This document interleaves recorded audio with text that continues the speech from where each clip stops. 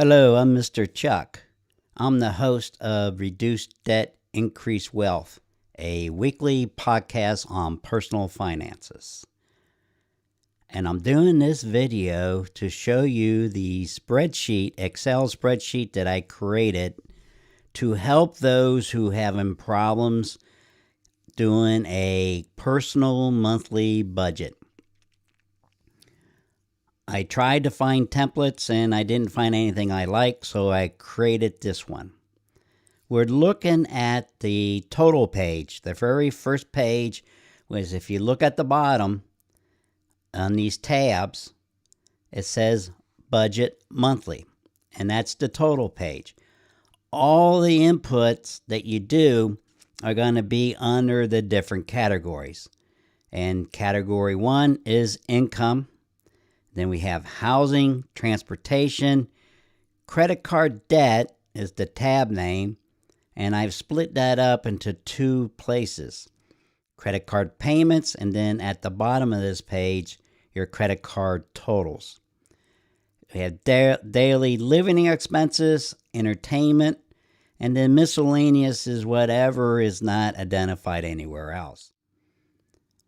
Everything in green is a positive number. Everything in red is a subtraction from that positive number. First column in most of these is budget. Then we have actual, and then we have difference. Just keep in mind that when you're looking at the income, the difference as a positive number is meaning that your actual is actually less than your budget, which may or may not be a good thing. For your expenses, the difference being a positive number is good. The difference being a negative number means you went over your budget. If I look down at the bottom of this, I have, the total expenses and then the net amount. Then we have the checking account balance, the beginning and ending, and I have a sheet for that at the end. And the difference. Then we have a transfer to savings. How much you really transferred to savings? And then at the very bottom is your credit card balances. And in my case, my balance went up $54.86 for the month, but we're going to talk about that later. And this note here, be aware of upcoming expenses before transferring out of checking. So make sure you have enough money in your checking account to cover your upcoming expenses.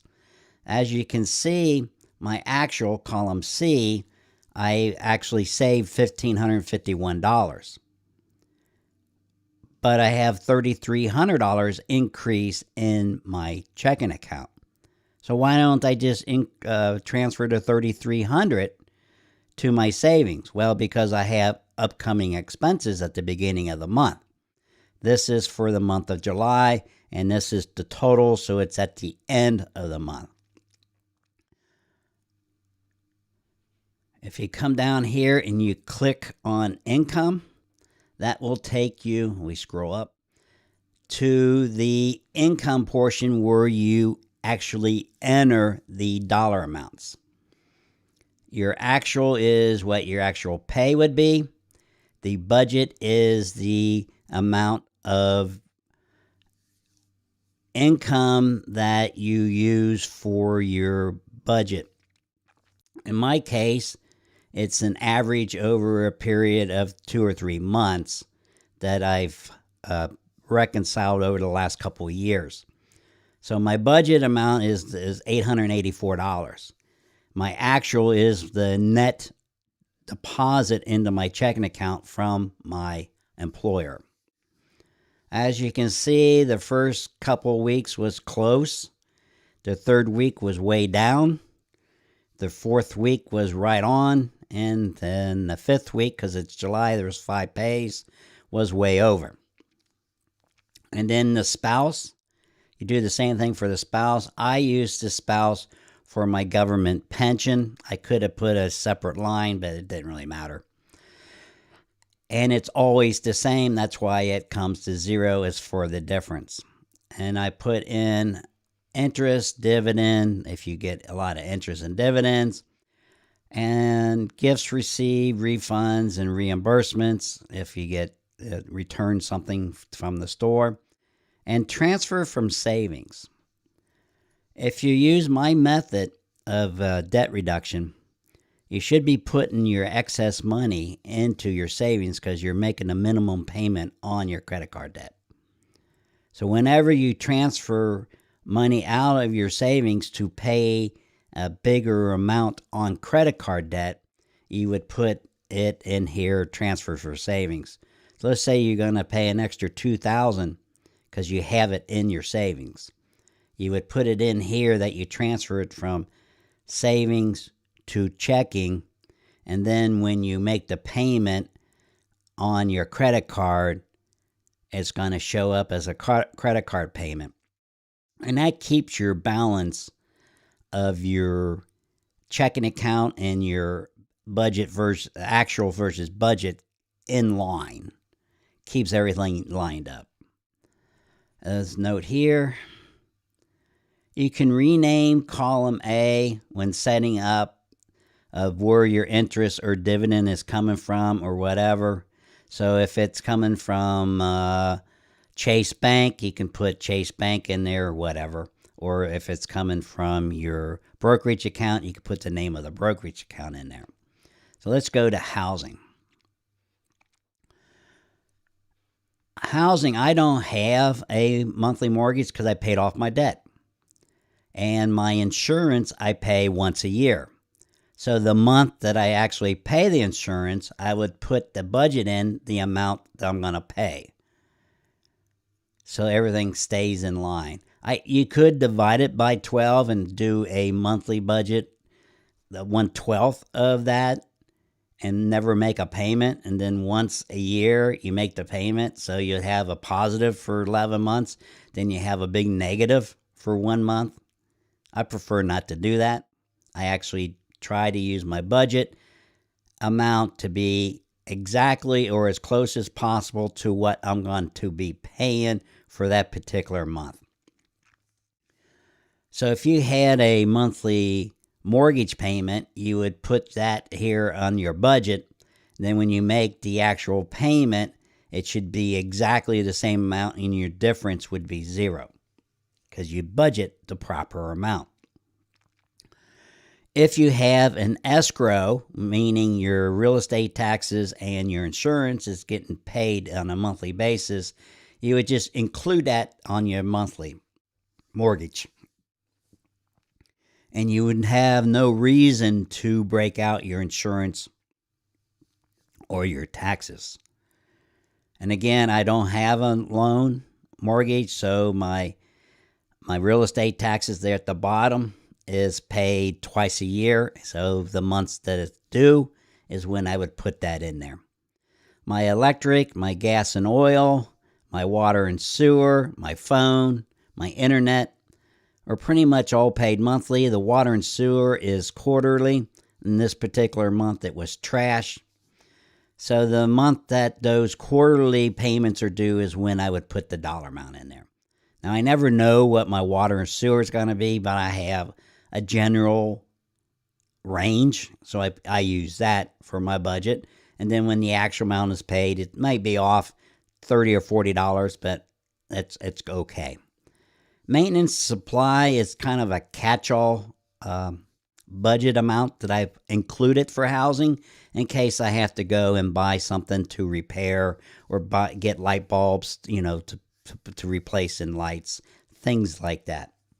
Small stuff that you do on your own. And then once you enter these amounts, these totals are carried to page 1 for you. Transportation would be automobiles. I have this set up for 2 automobiles. And again, I have no debt, so I have no vehicle payments. Insurance was going to be due, a couple times a year. So those months I would put the insurance in. Same as my housing. Fuel, I have $90 per car set as a budget. And you can see this month for my car, Auto 1, I went $2 over. For auto 2, I was $38 under, so I'm doing good there. I had a major repair. I had to buy tires and oil change, etc. on my car. So it was $959. It wasn't budgeted for because I didn't know it was going to happen. So I zero budget, actual, and I put that on a credit card. Credit card debt. It's a little bit different. Instead of having budget and actual, I have beginning balance, payments, charges, adjusted balance, or that should be ending balance. This is a calculated amount. There's a formula there. It does the math for you. And interest rate. If you read this note, I put in 4 cards. You can see they're not in order, 1, 2, 3, and 4. And what I did was, after I entered them all with the interest rate, I sorted my credit cards by the highest interest rate first to the smallest or lowest interest rate. This way I can make payments on the cards with the highest interest rate to pay off that debt first, and that would be using the avalanche method. If you want to do the snowball method, you would sort this by the lowest balance to the highest balance. That way you pay off the lowest balance first and the highest balance last. In my case, I have 1 credit card and I pay it off every month. As you can see, my beginning balance is the same as my payment, my charges, and that's my ending balance. And this minimum payments would be the minimum payments you'd have to make on all the credit cards that you are carrying a balance on. I just use $40 minimum payment because I only have a balance on 1 card and I always pay it off. But that would be my minimum payment if I decide only to make the minimum payment. And that would be the budgeted amount. So when you make additional payments and you transfer money from your savings into your checking, that would be your actual amount. And we're going to see that a little bit later. Then we have daily living. Again, we go budget, actual, difference. We have groceries. I go once a week and buy groceries, and it's $75. I know that. I actually have another debit card or checking account that I transfer money from my main checking account into my secondary one that I use for expenses when I'm on the road since I'm a truck driver. And I transfer $75 a week or every pay. So I do that per pay, and there's 5 weeks there because there was 5 pays in July. Then we have personal supplies, whatever that applies to you. Dining, eating out is when I would take the wife out to dinner. And I had $25. I went to and got a haircut. So I spent $25 I wasn't planning on, so it wasn't budgeted. So, and that's the daily living. Then you have entertainment, which I have hobbies. As you can see, I budgeted $50 for hobbies, which would be my podcasting and some other stuff. I actually spent $75, so I was over. And we're going to show you what I'm going to do next month. I'm going to actually, when I clear this out, I'm going to make my budget $75. That way, I'm always adjusting my balance to the reality of life and what I'm doing. Miscellaneous is anything that's not categorized anywhere else you would include here. And there's some examples I listed there that I got from somebody else's spreadsheet. And bank balance. Bank balance is, again, like the credit card. We have checking, beginning, ending, and difference, which this is you would get from your online checking account. So you go online at the end of the month, and at the end of the month, you would just enter the dollar amount you have in your checking account, and that does the math. You don't need to have all the detail because all the detail would be in all those other categories. We don't need to know the check number and all that kind of stuff. That's in your check register. Then my savings, which is usually at the same bank, I have split it up into emergency fund. I've made a category for auto repairs and then home improvements. that I set aside money. So as you can see, it went down $135, which I'm just using the emergency fund for that because that's my adjustment account. And here's my total savings. This is only for my personal use. My actual savings account has nothing of this in there. If you would look at my bank account, it just shows the deposits and withdrawals from the savings. I have money going into the savings every month, and I have money coming out of the savings every month. Remember, you can only make 6 withdrawals per month from your savings account. And one of those places where that money is going is to my high yield saving, which is down here. It increased $1,000. So I transfer $1,000 from this savings to this savings. So this only went down $135, means I put more than $1,000 into this savings. Well, maybe a little less than $1,000 in this savings. The $8.24 is the interest I earn for that 1 month from my high yield savings. Now you know why they call it high yield savings. You're not getting, a few dollars on your interest from your savings. It's not a high yield savings. So this just is for your personal use, and so that you know where your money is, where you're setting money aside, and what it's intended to be used for. So let's go back to the beginning page. Click here, monthly budget. Easy to move around. You can now look, housing. My actual was actually less than what I budgeted. Transportation went over because I had the repairs for that month. My credit card, this is my minimum balance. This is what I paid. So that's why it's negative, because I paid it off. So whenever you make extra payments, it'll be negative, which actual would be more than your budgeted, which would be a good thing. A daily living expenses, I went over. Entertainment, again, I went over there. Miscellaneous, don't have any, so we then have total expenses, which I went over by $2,000 for the month, of which $1,200 of that was the credit cards.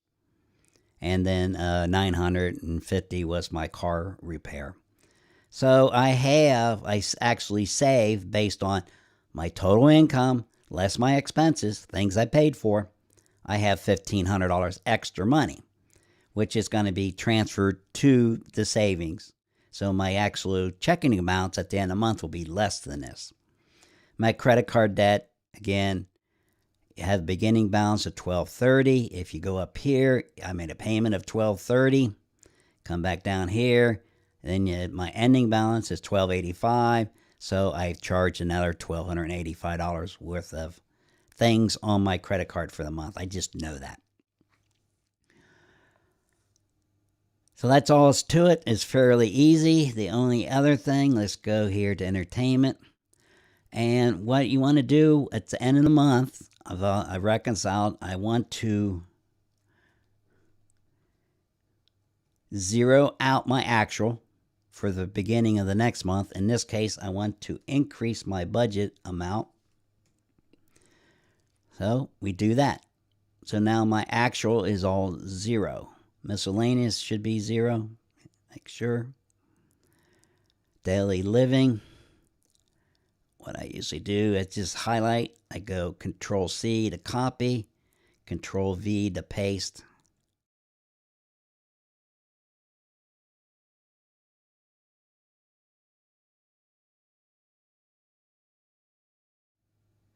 And then we zero it out.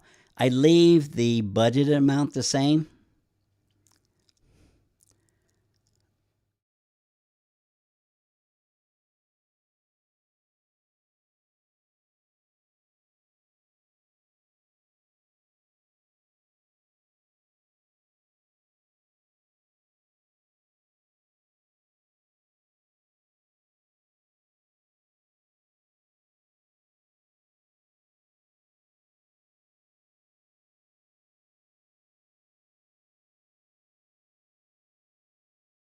Zero that out because we want to update that monthly as we go through the month. Weekly as we go through. What I do is every pay, let's go to income. We're going to go through here and make all my actual pays 0.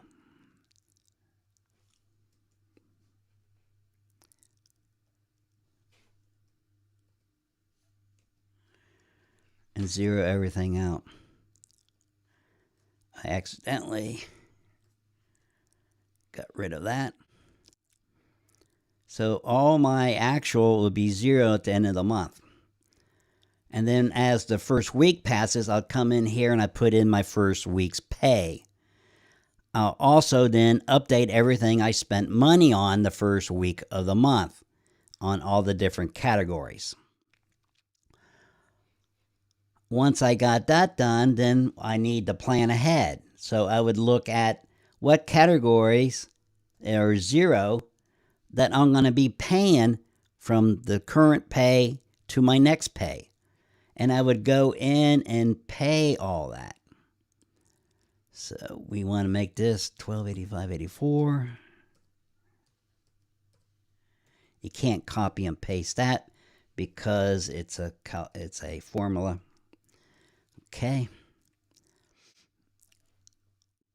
Living, 0. Entertainment is 0. Miscellaneous is 0.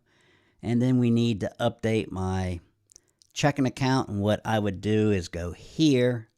I know I transferred at 1551. I go here and put in my new balance, which one moment I'll do that.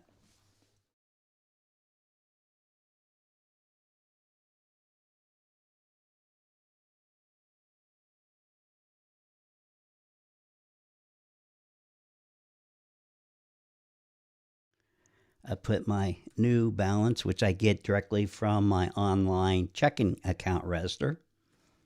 Balance. And that gives me that. Ending balance, we don't know because we are not there yet. So let's just make that 0. We know the savings is good, so there's no need to change it. I set my checking to 0 because I'd wait until I put in my first pay. Then I'd come back here and put in my check register balance after my payroll is deposited. And then I'd go back through what things have been paid that particular week and update it to the actual amount. And we're talking about the actual amount. Then after I get that done, I would look forward until the next pay. Do I have any big expenses that are going to be taken out of my checking account between this pay and my future pay? And I would go in and put that in. Say you have a car payment due. I'd go in and put in my car payment as the actual and subtract it out of my checking account. Maybe you have some utility bills due. I'd put those in also. The reason I do that is so when I come here to the total page and I look transfer to savings, if I've accounted for 90% of everything that I'm going to be paying between this pay and the future pay, I'm going to be pretty confident that this number here, I can transfer some of it into my savings account. So let's, for example, say that this number wasn't a negative number, but let's say I had income of $1,000. Okay, my first week. I have no other expenses, so I don't have to do anything else. I have $596 that I could transfer to my savings account. So let's go here and say I have to update my my checking account. Let's say that was $2,800. I wish it was $28,000. Okay, that says $400. So, and I would get that directly from my online bank account, my current balance as of that day. So that means I have 596 that I didn't spend, or I have 427, and I'm going to transfer the lesser of the two. So I could transfer $427.70 into my savings account and be reasonably sure that I won't need that money in the near future, that I've accounted for most of all my expenses, and I'm going to be good. So I'd go ahead and I'd transfer that into my savings account. If it's not in your checking account, you're not going to spend it. So that's how this spreadsheet works. I hope anybody can use it. And if you're interested in this, I'm going to be putting information out there on how you can request a copy of this, and I'll send you this file set at all zeros so that you can start using it.